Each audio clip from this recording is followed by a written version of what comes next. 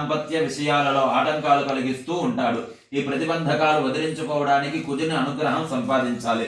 అందుకోసం కుజుని పూజించిన ఈ కుజ జన్మ వృత్తాంతం విన్నా సత్ఫలదాయకమే. కనుకన వివాహ ఆటంకాలు తొలగడానికి, మంగళం ప్రాప్తించడానికి మంగళకారకుడైన కుజుడిని ఆరాధించాలి అని ముక్తాయించాడు. ఓ పౌరాణిక శ్రేష్ఠ, పూర్వము ఈ మంగళుని పూజించి కుజగ్రహానుగ్రహం పొందిన వారు ఎవరు? అట్టి సుచరితలు చరితము మాకు విన్నవింపుము అని శౌనకాదులు కోరిన మీదట సూత మహర్షి తిరిగి ఈ విధంగా ప్రారంభించాడు. పూర్వం ప్రచేతసులు అనే వారికి మారిష అనే స్త్రీ వల్ల దక్షుడు అనే కుమారుడు జన్మించాడు.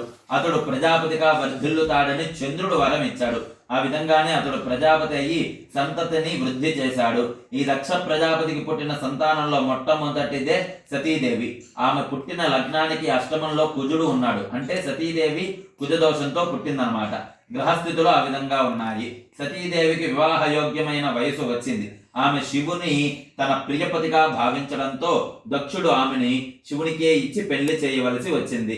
తాను ప్రజాపతిననే అహం అప్పటికే దక్షునికి అధికంగా ఉంది. ఒకానొక సందర్భంలో శివుడు మామగారైన దక్షుని పట్ల చూపిన నిర్లక్ష్య ధోరణి వల్ల అల్లుడిపై అతడికి అదే నిరాధారణ భావం ప్రబలింది. ఇంతలో దక్షుడు ఒక గొప్ప యజ్ఞం తలపెట్టి సమస్త దేవతా మునిగణాలను ఆహ్వానించాడు గాని అల్లుడు కూతురికి మాత్రం మాటనైనా రమ్మని పిలవలేదు. నిరీశ్వర యాగం కూడదని ఎవరంతా చెప్పినా దక్ష ప్రజాపతి వినలేదు. తన తండ్రే కదా, పిలవకున్నా వెళ్ళడానికి సంసిద్ధురాలైన సతీదేవి పతి మాటను పెడచెవిన పెట్టి యాగం చూడబోయింది. అక్కడ తండ్రితో